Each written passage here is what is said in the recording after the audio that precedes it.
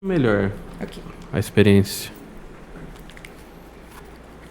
Mas tá funcionando sim, Tá, né? normal.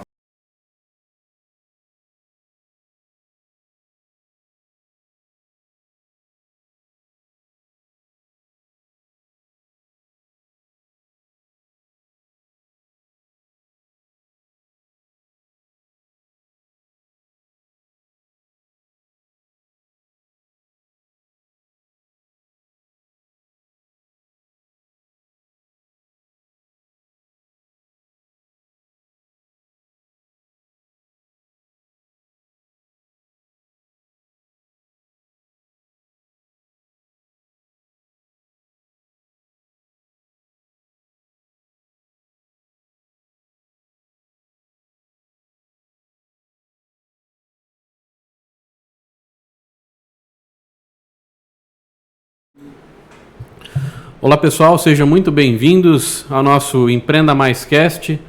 Hoje recebemos a nossa convidada, a professora Lair, professora da Universidade Estadual de Londrina, para a gente falar de um tema bem interessante, né, professora? Sobre consumo. Vamos falar sobre consumo, Emanuel. Bem-vindo a todos e todas que estão nos ouvindo, os ouvintes aqui do Sebrae.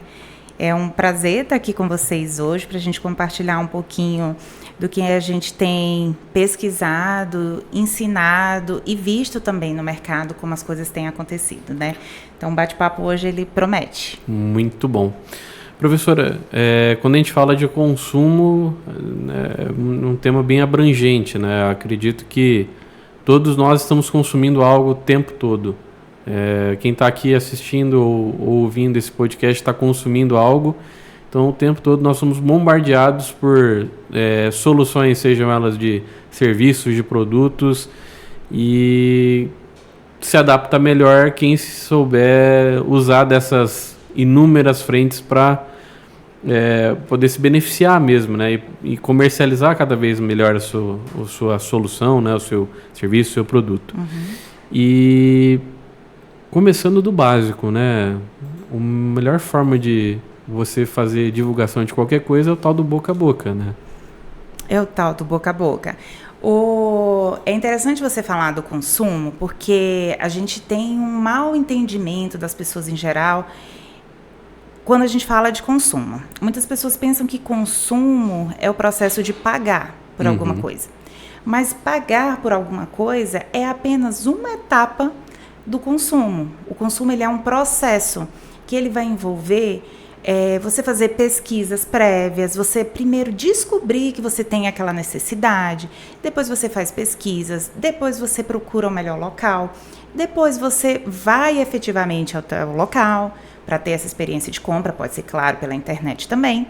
Você paga efetivamente, depois você utiliza aquele item que você comprou ou você presenteia, e por fim você vai descartar aquele item.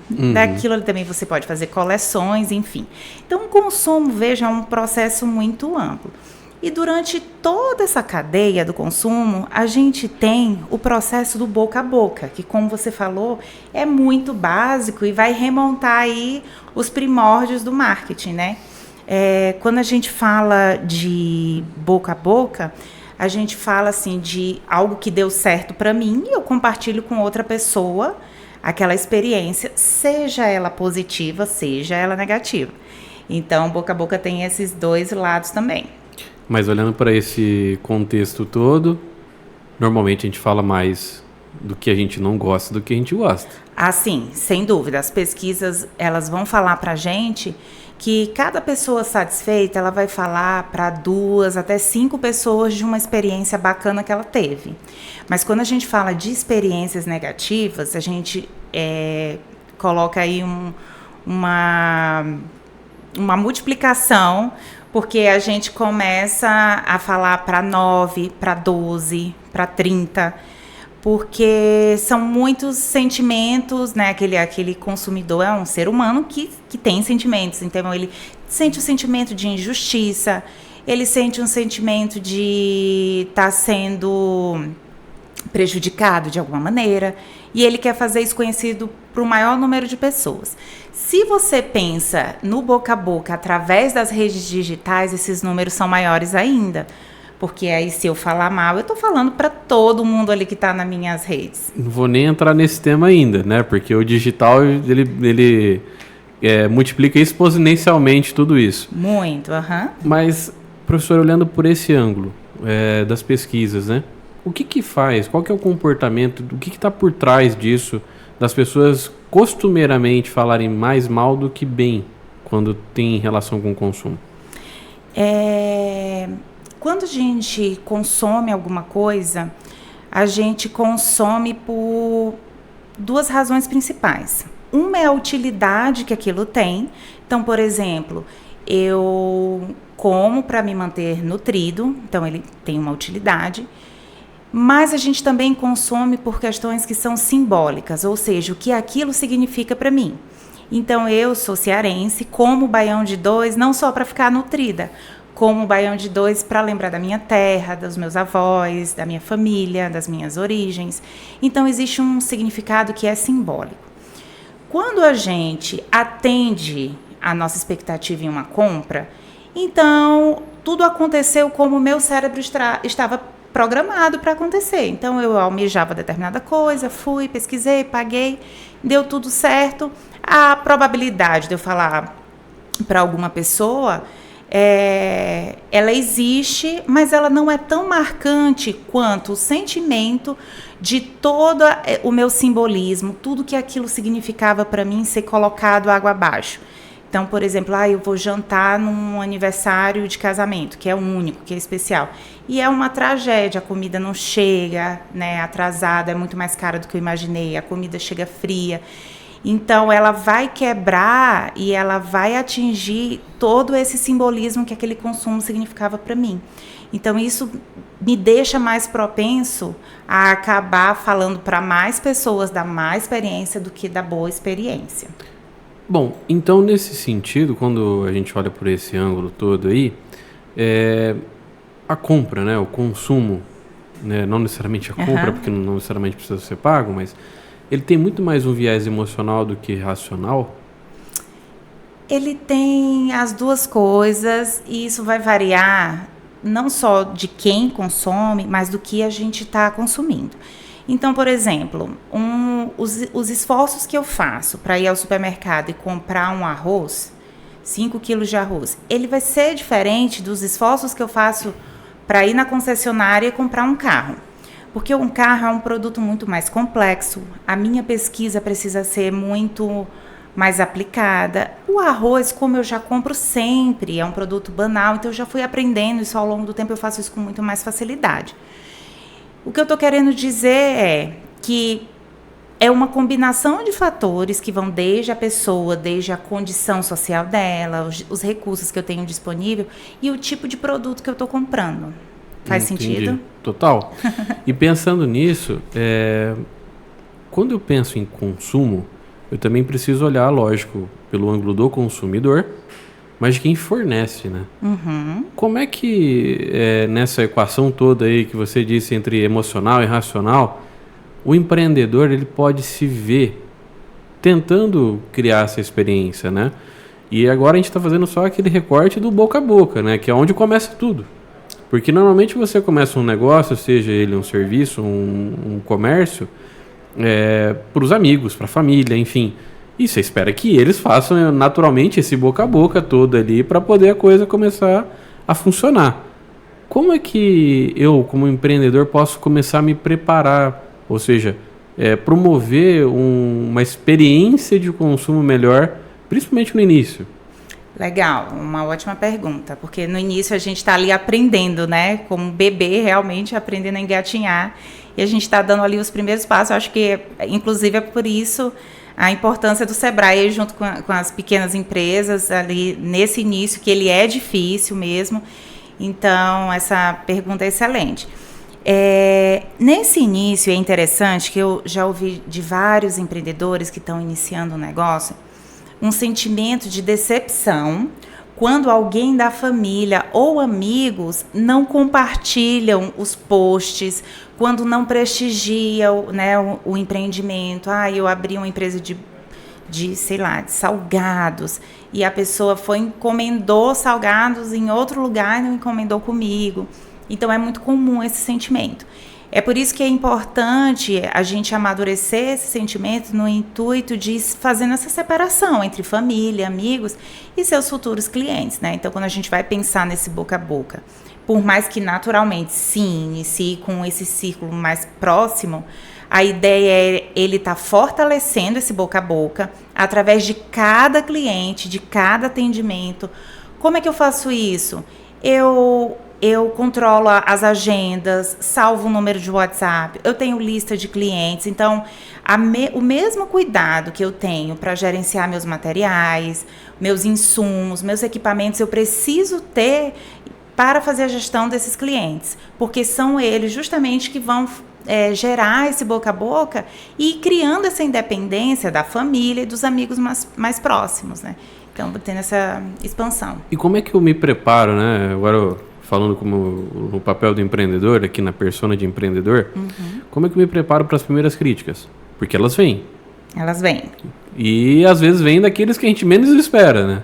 Da própria família, dos amigos próximos ali, fala, sei lá, comecei a produzir brownie, aí fala, poxa, mas não ficou tão gostoso, ficou faltando um pouco de açúcar. Como é que eu me preparo para reagir bem a essas, vamos dizer, avaliações não tão positivas? Avaliações não tão positivas, né? Eu acho que uma das primeiras coisas é a maneira como a gente vê a crítica. E eu acho que isso faz muita diferença. Esses dias eu fui fazer uma aula de Zumba, e assim, a faixa etária da aula de Zumba era 65 anos. E as colegas que estavam na aula de Zumba, elas disseram, nossa, Laí, dança à vontade, porque aqui ninguém erra a coreografia, aqui a gente faz performance solo. Então, é mais ou menos essa mentalidade de que não é que eu esteja errando, é que não saiu como eu gostaria. E eu posso aprender a partir daquela experiência para aquilo não se repetir e eu fazer melhor de uma próxima vez. Eu acredito também que é muito importante a gente saber fazer uma distinção entre uma crítica que é construtiva e uma crítica que claramente é destrutiva. Então, a gente precisa, principalmente em redes sociais, né, Manuel? Quando a gente pensa no alcance que aquilo tem, em como aquilo expõe as empresas. Então, é preciso você olhar e saber, assim, vale a pena eu dialogar com essa pessoa, não qual que é o objetivo por trás daquela. Então, são coisas que você vai criando maturidade com o tempo que você vai lidando com esse cliente. Mas é importante você saber também que é uma regra do jogo e que a gente nunca vai agradar 100% dos clientes. Pode ser que alguém se desagrade em algum momento. E o que você pode aprender dessa situação? Então, esse aprendizado, ele é mais importante do que as 5 estrelinhas em si, porque aquele cliente que está te dando um feedback, ele está te dando uma oportunidade de crescer, e isso é importante. Bom, aí a gente faz um parêntese, né, na conversa de consumo e entramos num ponto específico aqui só para aprofundar um pouquinho isso que você comentou agora. A gente fala muito dentro do Sebrae e fora do ar, a gente conversando aqui, né, você já esteve dentro do sistema, Sim. Sabe bem do que eu vou falar. As pessoas, por vezes, elas entendem que o meu negócio, eu amo esse meu negócio e eu passo a defendê-lo como se fosse praticamente um filho. Então, se qualquer coisa que fale mal do meu negócio, eu não entendo ele como algo construtivo, mas sim como algo destrutivo, onde só estou recebendo aquilo como uma dor mesmo. Eu vou te dar um exemplo.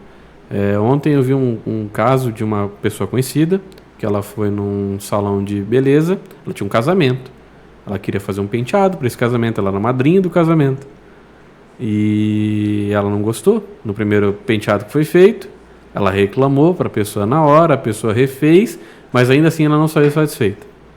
Aí ela fez o quê? Ela fez o boca a boca digital, ela entrou no Google e colocou a avaliação dela. A empreendedora, por sua vez, entrou em contato com ela depois e não soube lidar com a crítica. Ela se disse, num primeiro momento, aberta a ouvir, a conversar, a tentar entender, mas depois ela começou a atacar a cliente. Porque ela se sentiu, acho que, ofendida, né? No sentido do meu negócio, meu amor, enfim. Como é que, olhando para esse aspecto, né, do consumo, como é que eu consigo medir, regular essa minha expectativa também como empreendedor para não sofrer tanto quando vem essas situações? Emanuel, é maturidade, claro, né? Maturidade é uma coisa que a gente adquire com o tempo, mas a gente tem um aspecto de imaginar assim o que é profissional e o que é pessoal, né? Então a gente tentar não misturar esses feedbacks profissionais e pessoais, eles são uma alternativa. É muito interessante a gente pensar na prevenção. O que a gente pode fazer antes da situação acontecer? Então, empresas inteligentes, elas trabalham na previsão, né? Prevendo essas situações e prevenindo de que situações assim não aconteçam. E para isso, boas conversas, bons combinados. Alguns produtos são mais fáceis da gente imaginar assim, o previsto e o que vai ser entregue, né? Alguns produtos, alguns serviços também, eles são mais manuais, eles são mais únicos. Por exemplo, uma maquiagem, um cabelo, são produtos e serviços que ele vai ter o toque do artista, de quem está fazendo. Então, eles são de mais difícil previsão. É interessante a situação ser resolvida enquanto aquilo não extrapolou o ambiente do negócio, né? Então, assim, a gestora poderia ter se precavido e não deixar a cliente sair daquela situação se ela não estava satisfeita.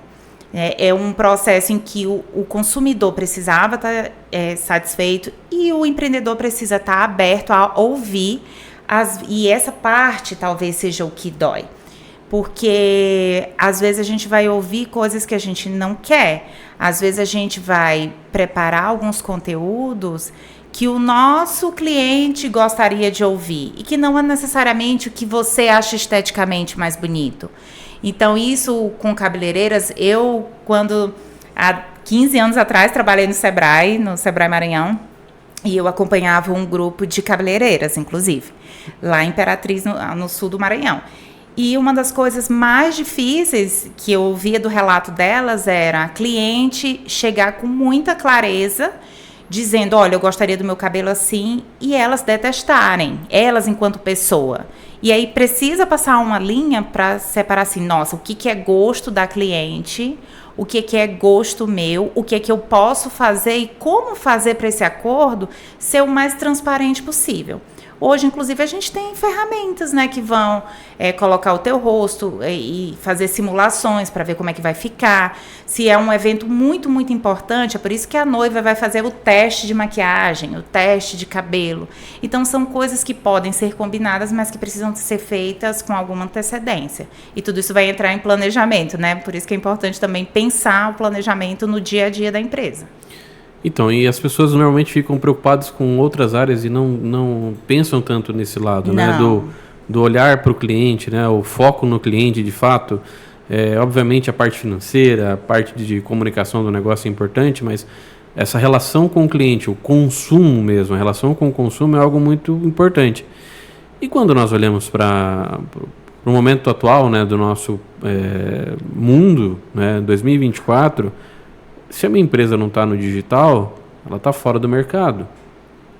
Agora, como é que eu me posiciono no digital, sabendo que tudo isso que a gente comentou até aqui, isso ganha números gigantescos e principalmente ganha um espaço de fala para muita gente que às vezes não falaria isso num boca a boca, leva isso para a internet e fala na internet ou...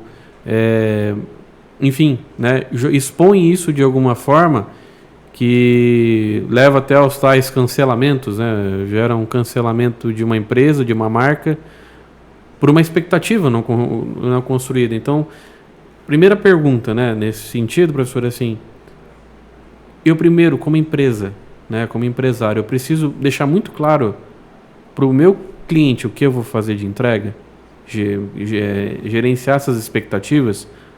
E 2, as mídias, né, as redes sociais como um todo, elas têm trazido padrões. Padrões que normalmente não conseguem ser atingidos por grande parte das empresas. Onde eu sou levado a fazer uma foto, por exemplo, dessa caneca, e a caneca ela fica tão bonita na foto que na hora que eu chego e vejo o real, ela não atende aquela expectativa daquela foto. Porque aquela foto foi feita no olhar de alguém, de um fotógrafo, enfim, que conseguiu extrair algo a mais daquela caneca. E como é que eu gerencio essas expectativas, olhando para o empreendedor nesse sentido, nesses dois pontos? O que você tem a comentar com quem empreende para pensar sobre isso, sobre essa entrada no digital? Então, uma das coisas, quando a gente fala de digital, e é interessante porque quem está abrindo um negócio, às vezes ele tem a ânsia de fazer muito, né? Então, eu quero abrir todos os canais possíveis. Então, eu quero abrir meu negócio, já abri um canal no YouTube, já tenho um WhatsApp, eu já tenho um Instagram, eu já tenho um TikTok. E às vezes você sai abrindo vários canais, mas você não consegue se relacionar naqueles canais. Então, por exemplo, não adianta eu disponibilizar no meu Instagram um número de WhatsApp para o meu cliente falar comigo. Esses dias eu tentei agendar um cabeleireiro, se não me engano, e só consegui uma resposta 3 dias depois. Então, uma amiga reclamou a mesma coisa. Ela estava com um grupo de amigas indo para um barzinho, para um restaurante, e tinha lá, faça sua reserva aqui. Só que quando ela falava com a pessoa não respondia. Então, elas chegaram lá para descobrir que não tinha mesa, né? Enfim. Então, assim, a primeiro ensinamento, talvez, a primeira coisa para a gente pensar é, olha, eu vou abrir, vou disponibilizar coisas que eu, de fato, consigo operacionalizar. É melhor eu ter 1, 2 canais que esse cliente vai falar comigo e que, de fato, eu vou me relacionar com eles, eu vou responder. E essa é a grande diferença das redes sociais, tá, Emanuel? Quando a gente pensa aí na história do marketing, por exemplo, e da publicidade e propaganda, essa publicidade ela era unidirecional. Então, a gente tinha a televisão que falava, compre batom, seu filho merece batom. Então, a gente ia lá e comprava batom. Agora, no fluxo de comunicação que a gente tem nas redes sociais, ele é um canal bidirecional. Então, quem quer fazer a propaganda, as empresas, no caso, elas colocam informação, só que esse consumidor, ele vai dar essa réplica também, ele vai alimentar aquela conversa. Então, talvez seja interessante aí o nosso ouvinte pensar quais são os canais mais fortes para ele, e talvez valha a pena investir em 2 do que em 10, se eu fizer esses 2 com excelência e qualidade e conseguir, de fato, estabelecer uma relação com esse meu consumidor. E não adianta ser também uma rede, né? Lógico, tem a parte de comunicação, de relacionamento, sei lá, um WhatsApp, Instagram, um exemplo, né? Mas pensando no Instagram, no TikTok, enfim, não adianta entregar sua propaganda, né? Não. Hoje o cliente está muito mais buscando um relacionamento com a marca, e o que a marca tem a construir, a me ensinar, enfim, do que simplesmente fazer propaganda de produto ou de serviço, né? Claro, é isso. Então, as pessoas querem fazer parte de alguma coisa um pouco maior. Se eu vou dar o meu dinheiro para alguém, que seja para construir um relacionamento, né?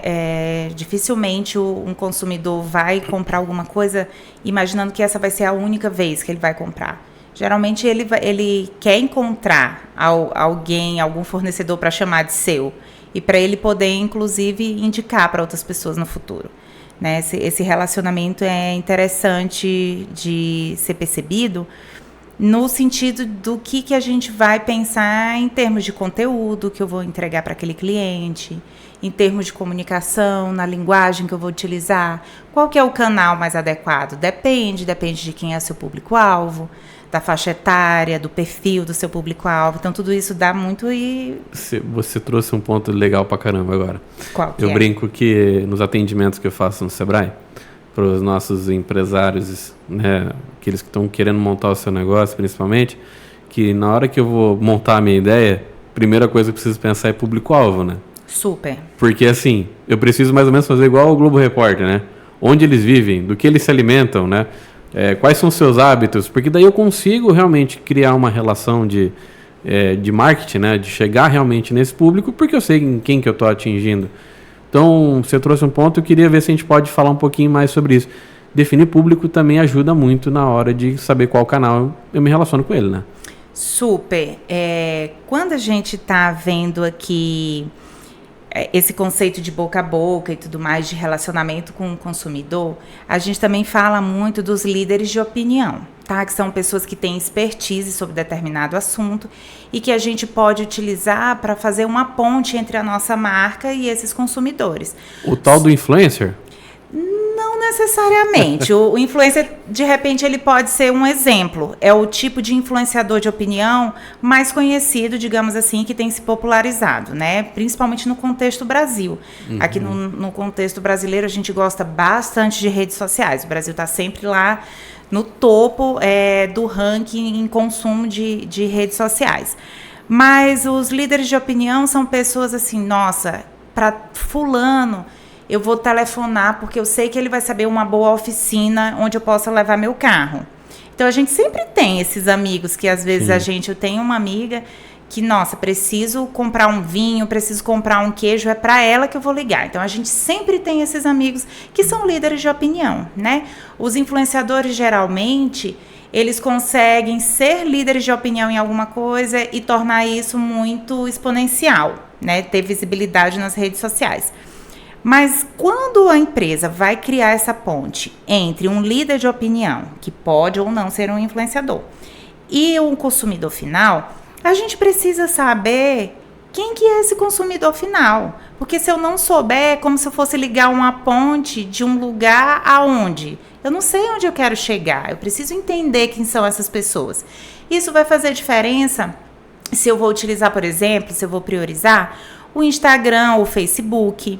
Às vezes o meu cliente nem precisa de nenhum canal desse, às vezes ele vai querer sites, para ele é mais interessante, né? A empresa tem um site do que necessariamente uma rede social e mais um WhatsApp que seja ativo e que me responda rápido. Então eu preciso analisar estrategicamente aí esse perfil. Eu acho aí que o Sebrae ele faz isso super bem.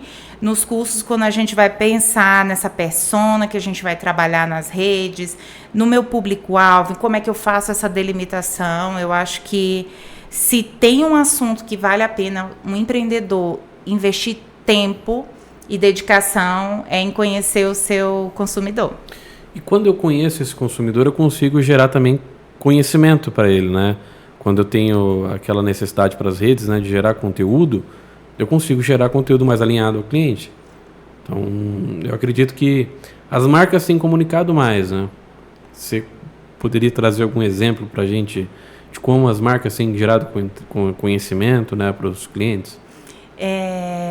Hoje eu estava acompanhando um conteúdo de redes sociais, acabou de finalizar, de encerrar a participação brasileira nas Paralimpíadas, e a gente teve um recorde de medalhas, né?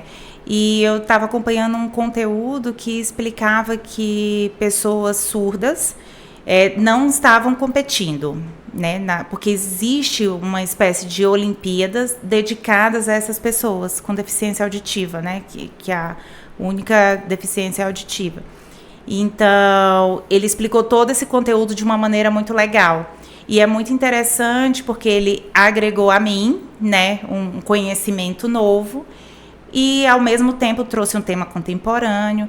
E é bem legal o empreendedor entender também que, nesse processo da gente gerar conteúdo para o interesse ali do meu consumidor, eu também aprendo, né? Quando eu estou construindo aquela pauta, quando eu estou preparando um post, quando eu estou me comunicando, eu estou aprendendo sobre esse produto também. Então, é por isso que a gente precisa estar antenado em estar reciclando conhecimento, em estar fazendo cursos, em estar se atualizando, porque é tudo muito dinâmico, né? As coisas vão mudando. Então, a gente teria, assim, N exemplos para trazer aqui para a mesa de situações que eu preciso estar dialogando, estar conversando, estar conhecendo esse meu público para poder estar me comunicando melhor com ele. Tá, professora, agora então, vamos agora olhar de novo para o empreendedor. Vamos lá. Eu compro, eu faço, eu entrego, eu pago conta, eu vou no banco, enfim, me viro nos 30 para fazer dar certo. Onde é que eu arrumo tempo para produzir conteúdo? O que é a dica de milhões aqui agora para o pessoal? Como é que eu consigo colocar isso na rotina também do negócio? Porque, pelo que você falou, faz parte desse planejamento e até do dia a dia do negócio, eu começar a olhar mais para esse comportamento do meu consumidor, né, do meu cliente. Agora, onde é que eu arrumo tempo? Como é que eu crio um planejamento? Como é que eu me organizo para isso? Pelo que eu sei, existem algumas ferramentas, né, para ajudar. Uhum. Me conte. Não, conta aí para mim as ferramentas que tu conhece. Eu acho que o ChatGPT hoje está ajudando bastante, né? A inteligência artificial, falando especificamente de uma ferramenta, né, o ChatGPT, mas acho que tem muitas outras aí que podem dar uma mão para o empreendedor. Mas o que você nos conta? Aí a gente volta para a nossa conversa de que eu preciso saber quem é esse meu cliente quando eu for planejar esse conteúdo. Porque às vezes eu estou sofrendo por antecipação e esse meu cliente nem precisa dessa avalanche toda de conteúdo. Hoje a gente tem vivido algumas ondas, vamos chamar assim, de colocar o pé no freio na quantidade do que é produzido nas redes sociais. Principalmente quando a gente está falando ali de feed, do Instagram, né? Então as pessoas, a gente tem inúmeras pesquisas que vão mostrar que as pessoas olham muito mais os stories, que é muito mais rápido, do que ficam lendo propagandas muito grandes no feed, né? Então, às vezes, eu já me deparei com muitos empreendedores muito angustiados, aí eu não consigo postar todo dia. Mas será que o seu negócio precisa postar todo dia? Será que você consegue desenvolver um outro canal que seja mais efetivo do que aquela postagem? Como é que você consegue colocar isso num prato e balancear de maneira que fique de fato execuível? Porque só tá planejado não adianta, né? O que você falou, a dificuldade é na hora de fazer, é na hora de executar. Então, eu acho que antes mesmo de pensar, e aí o ChatGPT seria uma ferramenta de execução, de colocar a mão na massa, né? O ChatGPT, o Canva, a gente tem N ferramentas que conseguem contribuir com a gente para fazer esses conteúdos. Mas talvez vale a pena a gente revisitar o conhecimento do cliente e que tipo de conteúdo é interessante para ele. Por isso a pesquisa de mercado antes de abrir um negócio, por isso a gente conhecer do nosso cliente, porque às vezes você vai entender que você não precisa desse fluxo todo. Tá? Às vezes você está emocionalmente gastando bastante energia e às vezes você não precisa desse fluxo todo, pelo menos no início, né? Enquanto você pode terceirizar, depois você pode contratar pessoas para estar te auxiliando, enfim. É mais importante, então, de novo, voltando ao que você já tinha comentado, né? Eu ter ferramentas mais efetivas de comunicação com o cliente, como se, por exemplo, você estava querendo agendar a mesa lá no restaurante, eu queria te respondesse rápido, do que eu ficar postando conteúdo, né? Era muito melhor. Vamos pensar no que é essencial. Depois a gente pensa no que é adereço. Então, vamos pensar aqui nos nossos ouvintes, por exemplo, que tem um empreendimento na área de restaurantes e bares. Então, um cliente, se coloque como cliente. Eu acho que esse é um exercício interessante de fazer. Você sendo cliente, qual é a sua expectativa de entrar no Instagram dessa empresa e olhar o quê? Olhar o cardápio, olhar o horário de funcionamento, são dados, o espaço, se aceita criança, se não aceita, se é climatizado, se não é. Então, são aspectos que para o cliente isso faz diferença, realmente. Às vezes você está na cabeça com aquela ansiedade de fazer um post de uma costelinha barbecue, que vai ter 5 visualizações e você gastou 30 horas para produzir aquele conteúdo. Talvez fosse mais interessante você gastar essas 30 horas fornecendo o básico ali para as suas ferramentas. No WhatsApp mesmo você conseguiria inserir um cardápio e melhorar essa experiência do seu cliente, quem que vai olhar aquilo, e se relacionando com esse cliente, por que não? Então, são coisas... eu trago mais perguntas do que respostas, no sentido que a gente tem que parar e olhar para o nosso negócio. Cada negócio vai ser único. E aí, vale também aí buscar apoio, né? Para a gente entender individualmente o papel e as necessidades de cada organização. Eu acho que esse também é um diferencial aí do Sebrae, porque ele vai olhar negócio a negócio. Gente, nenhum negócio vai ser igual ao outro, porque o empreendedor muda, né? Então, o empreendedor mudando, a gente já muda boa parte da equação. E também tem um movimento muito grande, né, pensando em tendência agora, de personalização do cliente. Onde eu dou uma experiência única para aquele cliente. E se eu realmente estou disposto, né, como você comentou, de fazer coisas mais execuíveis do que necessariamente tipo volume, eu consigo também pensar em personalizar, né? Personalizar e aí agregar valor nessas experiências. Esses dias eu fiz uma entrevista, também tem um podcast chamado Cultura e Consumo Pod, que vai falar sobre aspectos culturais que envolvem o consumo. E eu entrevistei uma pessoa e ela falava da experiência em resorts, em hotéis de luxo.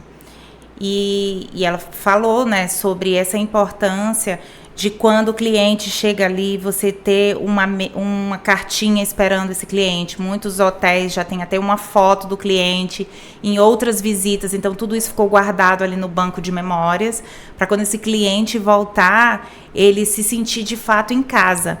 Então veja o tipo de experiência que a gente agrega valor e que a gente se torna marcante no coração aí desse consumidor. O céu é o limite. E eu não preciso gastar muito para fazer personalização, né? Para comunicar com o cliente. Precisa de organização. Né? E talvez isso nos custe, né? Porque exige um passo atrás a gente ter planejado isso, da gente conseguir executar isso dentro da nossa agenda e entender que isso é um diferencial, priorizar isso e ter constância, né, Manuel? Não adianta fazer uma vez, é preciso ser constante, porque senão, na verdade, o consumidor vai se sentir confuso. E como é que você daria uma dica para quem está empreendendo, professora, para criar esse planejamento? Qual que é o passo a passo mínimo ali para quem está ouvindo essa nossa conversa e falou, olha, poxa, legal, quero começar, como é que eu começo? Muito legal, que hoje eu estava dando aula de planejamento numa turma para administração, a turma de Ciências Contábeis lá da UEL. Um abraço aí para todo o colegiado da UEL. Inclusive, quero dizer que essa semana foi dia do administrador, dia 9 de setembro, dia do administrador. Então, parabéns aí a todos os colegas administradores, alunos, docentes, discentes ali da UEL e todo o corpo técnico também. Então, vamos pensar em planejamento. Quando a gente fala de planejamento, a gente tem inúmeras ferramentas que conseguem ajudar a gente a executar esse planejamento da melhor maneira possível. Ninguém tem bola de cristal. Então, tanto falando do consumidor, quanto falando das finanças, quanto falando do mercado, do que pode acontecer, das flutuações, do dólar e tudo mais, a gente não tem como ter certeza. Mas a gente tem algumas ferramentas para diminuir as incertezas. E isso é muito bom, né? Então, quando a gente fala de passo a passo, a gente está falando assim, olha, primeiramente, conheça o campo que você está empreendendo. Conheça quem é o seu público-alvo, conheça bem o seu produto, conheça bem o seu mercado, a sua cidade, onde você vai vender, os seus canais de distribuição. Isso vai fazer uma grande diferença para você. Depois que a gente faz isso, a gente começa a priorizar. O que eu vou trabalhar primeiro? O que é mais relevante no meu negócio? Qual que é a prioridade? Então, depois que eu penso e que eu planejo, eu começo a estabelecer algumas prioridades, porque eu não vou conseguir fazer tudo. Você mesmo falou, olha, o empreendedor ali que está iniciando, ele é o financeiro, ele é o marketing, ele é o RH, ele é tudo, né? Então, a gente estabelece prioridades. Depois que a gente estabelece prioridades, a gente vai aprendendo com as nossas ações. Então, é muito importante a gente ter memória daquilo que a gente... Quando eu falo ter memória, é anotar, é escrever, é deixar isso registrado, porque, inclusive, um dia, se você precisar de uma consultoria, se você precisar de uma mentoria, você vai ter todo o insumo que vai te ajudar a tomar essas decisões mais pautadas na tua experiência, no que você passou, né? Então, esse momento de registrar tudo é muito importante. E depois a gente roda esse ciclo e vai aprendendo assim, e o que não deu certo, eu vou corrigir. Eu corrijo e começo um novo planejamento, né? Então, esse ciclo, ele nunca acaba. É um ciclo sem fim, mas é um ciclo que o empreendedor ama e eu acredito assim, que a gente tem ferramentas hoje para ajudar, a gente tem conhecimento disponível e a gente precisa ter sede e ir em busca desse conhecimento. Tem muita coisa aí para a gente aprender. E olhando para as objeções comuns, né? Falta de dinheiro realmente é um problema para isso? Falta de dinheiro. Emanuel, eu acredito que, nossa, é muito mais fácil você iniciar um negócio se você, claro, tem recursos financeiros, se você previu isso. É muito mais difícil do que você fazer com escassez. Mas eu também já acompanhei empreendedores que tinham muito dinheiro e que deu muito ruim o negócio. Ou seja, eu estou querendo dizer com isso que facilita, com certeza, se você consegue ter um fluxo de caixa seguro, pelo menos por alguns meses, enquanto você consegue estabilizar essas suas entradas, enquanto você conhece esse seu consumidor. Mas o dinheiro, por si só, ele não é garantia de que você vai ter sucesso. Então, eu diria que ele é tão importante quanto uma boa gestão. A sua boa gestão é o que vai fazer, de fato, com que esse dinheiro se multiplique e ele tenha o melhor, seja empregado da melhor maneira possível, mas ele por si só não é fator de sucesso, né? Não dá para dizer isso. Então podemos dizer que o fator de sucesso mais importante do que realmente a condição financeira é a força de vontade, de realmente conhecer o cliente, de realmente buscar essa diferenciação, de pensar na personalização. Porque pelo que eu estou entendendo, não necessariamente eu preciso ter um caminhão de dinheiro para realmente criar uma experiência bacana para o cliente, de personalizar algo. Não precisa. Eu gosto de pensar em uma equação um pouco mais complexa do que só força de vontade e dinheiro, por exemplo. Eu gosto de pensar que nessa equação vai entrar a situação econômica que você está no momento. Então, a gente viveu a pandemia, né? Que foi um momento que, por mais dinheiro que houvesse, mais planejado que fosse, e por mais boa vontade que tivesse do empreendedor, a situação sanitária do país e do mundo ficou comprometida. Então, a gente tem aspectos que são externos também, e isso entra na equação. Entra na equação também o conhecimento que você tem sobre ferramentas de gestão, sobre o seu negócio. É muito comum uma pessoa querer empreender porque ela se identifica bastante com aquele produto ou serviço que ela pretende oferecer, né? Então, a gente já falou bastante de cabeleireiro, vou continuar falando aqui. Então, quem é cabeleireiro, nossa, ama fazer aquilo. Quem é artista plástico, ama pintar. Quem é médico e tem o seu consultório, nossa, eu me garanto na minha especialidade clínica. Mas, quando a gente vai empreender, a gente precisa ter habilidades que vão além das habilidades técnicas, a gente precisa ter habilidades de gestão.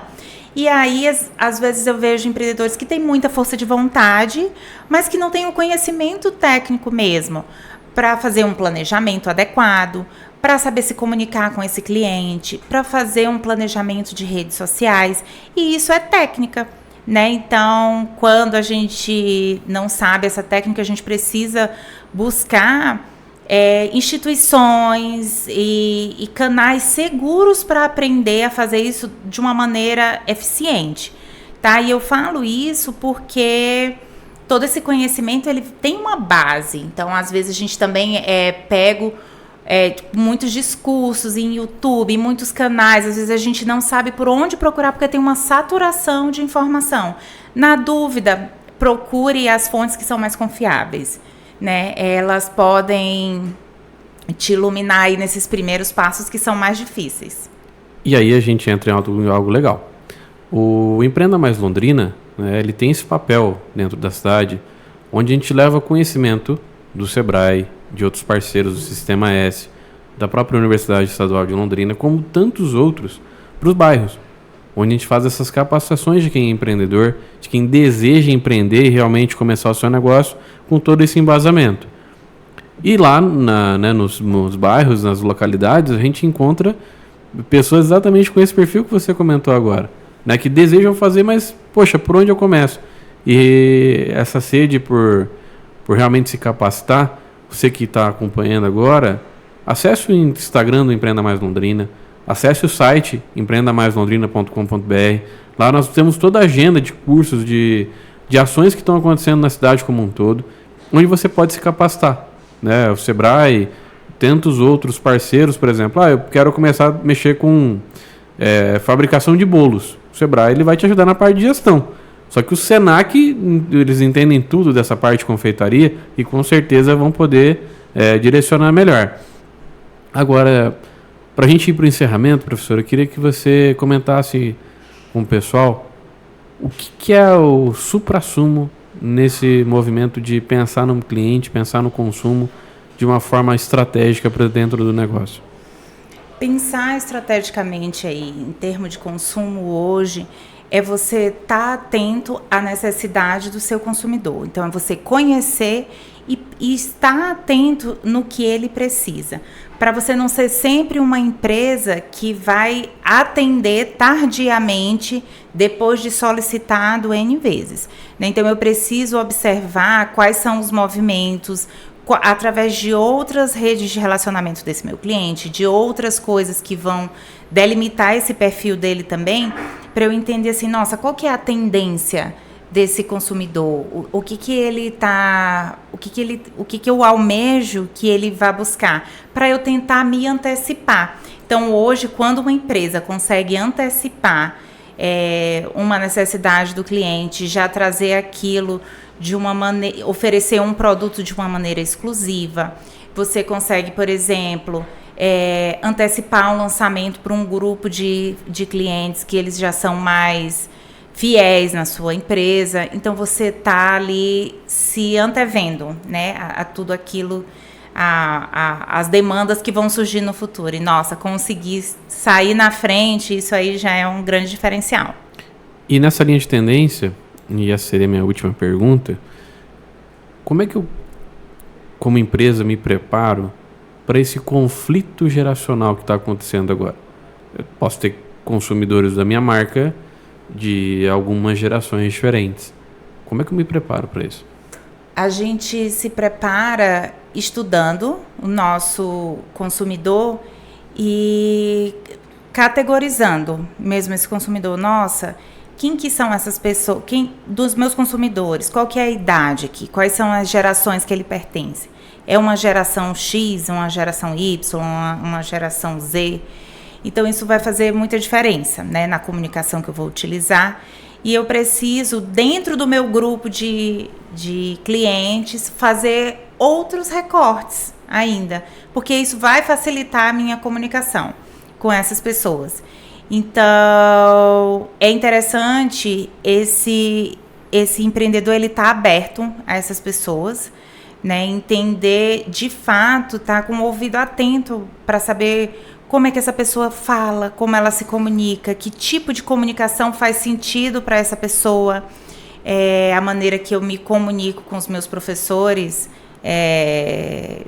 Eu estou terminando aí o doutorado, é super diferente da maneira que eu me comunico, por exemplo, com os alunos que eu dou aula na UEL.